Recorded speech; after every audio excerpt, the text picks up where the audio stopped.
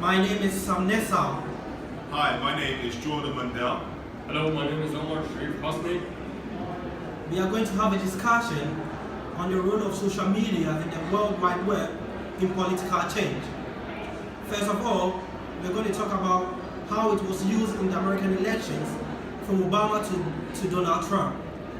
And then move on to Brexit, how it was used in the Brexit, and then finish with e-voting. Hello, Sam. So it seems that you've been looking into politics for a long time. I'm just wondering, are you able to tell us how politics has evolved over time, please? Yes, politics has changed in so many ways.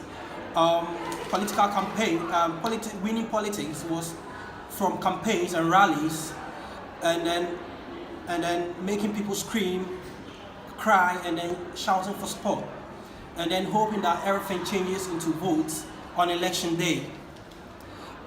They then realized venues for campaigns were too small, and they could only reach people who can get in. So they decided to move on to television and the radio. And with time they realized it was not effective because they could get only people who are interested in politics, because watching political channels, those who are only interested in politics watch political TV. And then from there they move on onto the internet, which is the main part of politics today, using Facebook, Twitter. So it seems today that social media has a major part of political debates and campaigns today. Can you explain how Donald Trump and Obama won the election via social media? Yeah, I can. Yeah, so you're right in saying that social media really is today the biggest part of political debates and campaigns in order to win elections. Obama really was the first person to, his campaign as such was the first to bring in such a new way of political change. They used social media so people could be engaged and be part of political campaigns. So people felt that their needs and wants were expressed via social media. Barack Obama reached 5 million followers over social networking sites.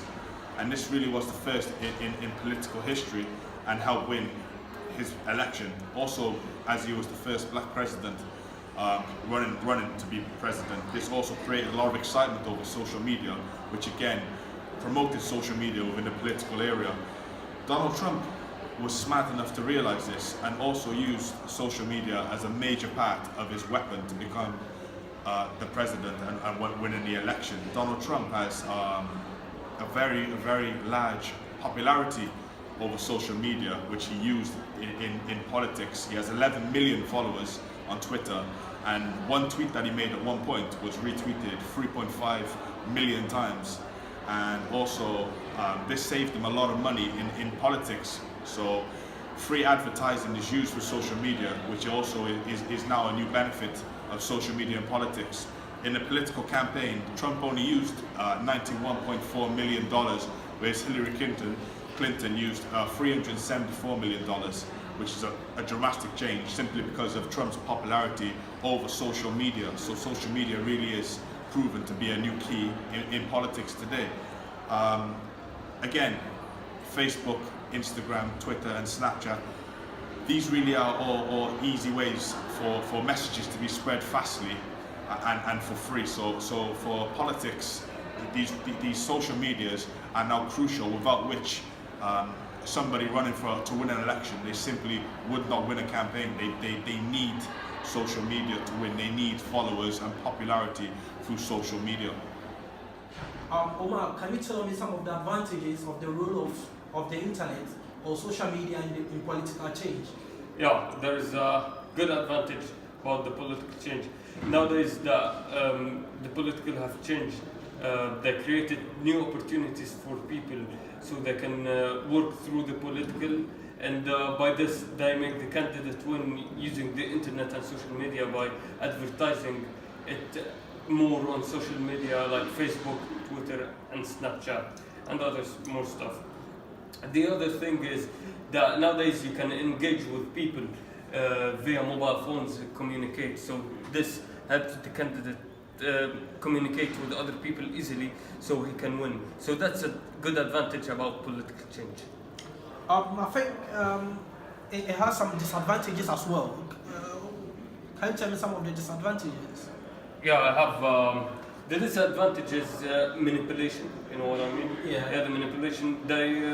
People go to the people who want to vote for good candidates, and they manipulate them by telling that they're gonna give them food, money, and shelter and this stuff. You know, to go vote for the bad candidate. I don't know which bad candidate is in time for the election, but it's bad. It's a manipulation. And the other part is the hacking system, where you can hack through the internet. So this is a bad disadvantage, if you know what I mean. All right. Yeah. Thank you. Topic is Brexit. What is Brexit? Brexit is the British leaving the European Union. There is a lot of reasons why the UK have left the European Union. I'm gonna tell you 7 reasons. It was because fishing, jobs, and sovereignty, and a lot more. Well, you don't just leave like this. You need to make a vote or something so you can leave. So the UK decided they're gonna make a vote, and this vote was called the referendum, yeah, and it got 52% that they leave. So that's why the United Kingdom have left the European Union. And we're gonna ask Sam today, what is the role of social media in Brexit? Social media was used in the Brexit in so many ways, and I'm going to tell you how it was used, and then I'm going to tell you why the people voted that they wanted the UK to leave the EU. First of all, the people who voted that the UK should leave the EU were more intuitive, and also they were more straightforward, which is very important in social media campaigning. Secondly, they were also able to express the leave ideas more better than those who wanted to stay in the EU. Analysis proved that those who voted leave were 5 times more active on Instagram, and even 7 times more active on Twitter than those who wanted to stay in the EU. Another important point is, which is the final point, is that they could use social media to set trends, which is more effective in social media campaign. Jordan, what do you think are some of the disadvantages of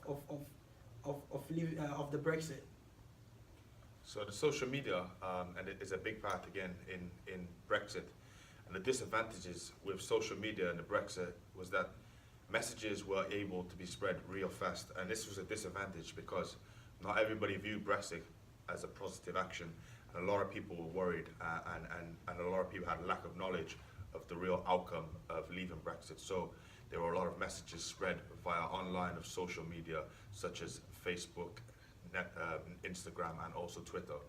And messages were sent such as price of items will increase, and also the fact that a number of items that are currently being sold in the UK will no longer be able to be sold in the UK because companies will have to close up due to the fact of costs going up through distribution, etc., importing.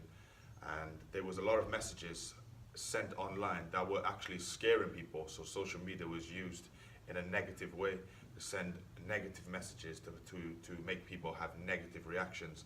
So social media and Brexit was quite a negative thing at one point. So that was one major disadvantage, and also the fact that there was also a lot of comments that were negative and arguments across the end. To vote is now become a new way. E-voting is now the new way to do voting. The old way of using paper and online forms is now history. Not many people want to do this because it takes too much time and people cannot be bothered. technology is the new way forward, and this is the way people are now using to send votes. Household items such as iPads and smartphones and iPhones and other various technology equipment is now an easier way for people to send votes, as this is now part of our everyday life. This has become a new trend for us to spend most of our time using such devices. So it is only normal for us to send votes an easier, quicker way, a more convenient way for us. So this has now become e-voting.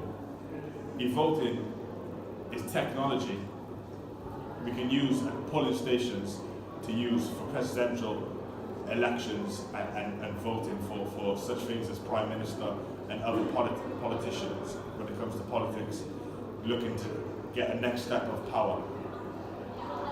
E-voting requires some form of internet protection, such as encryption. Otherwise, hackers could easily hack into votes and other problems could be caused from this. So I ask Sam now, what do you think about e-voting? Yeah, I think it's a very great idea. Yeah, I think it's a game changer. I mean, I think it's going to help in so many ways. Yeah, I think it's it has a lot of advantages, and I think I'm going to tell you some of the advantages. I think first of all, it prevents human errors. Because of that, it's going to because electronic voting is auditable, transparent, secure, and very accurate. Another second reason is that because it prevents human errors, it builds more trust, and it's also faster than other methods. For example, in countries like Brazil and India, where the population is very large, it takes about weeks to count votes. And I think this is going to help very much in countries like that. Another third point is that it increases engagement and turnout of people in elections, because like there are a lot of people who are very busy, or there are even people who are very disabled and cannot go to polling stations to vote. And because of that, I think it's a very great idea. It's going to help them to be able to participate and to cast their vote. Yeah. I think, and also it's very accessible all over the world, and people who are on holidays can also vote if they are willing to vote. And the last point is that it's very cheap, because people you will employ in doing the counting of the vote will be less, and I think the government is going to save a lot of money using electronic voting. So Omar, what do you think about that?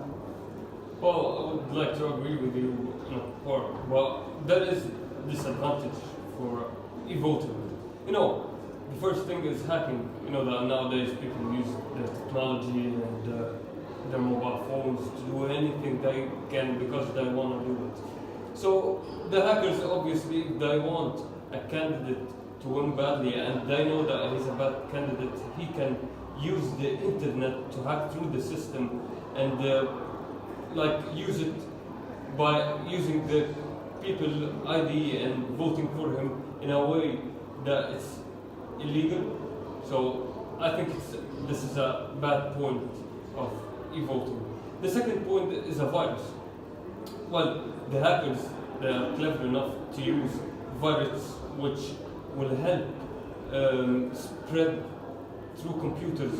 This will take the votes of the good people that went and tried to vote for a good candidate. They're gonna compromise it by using it to their advantage. You know what I mean? Yeah. The third point is it can lead to a chaos. You know, countries doesn't like anybody to interrupt their privacy, and by this, people gonna try to make more chaos because you interrupted my privacy and you want a bad candidate to win. So the bad thing about the e-voting is that it consists of all hacking system, and this is a bad thing. I don't agree with it. It's a good thing. It's all right.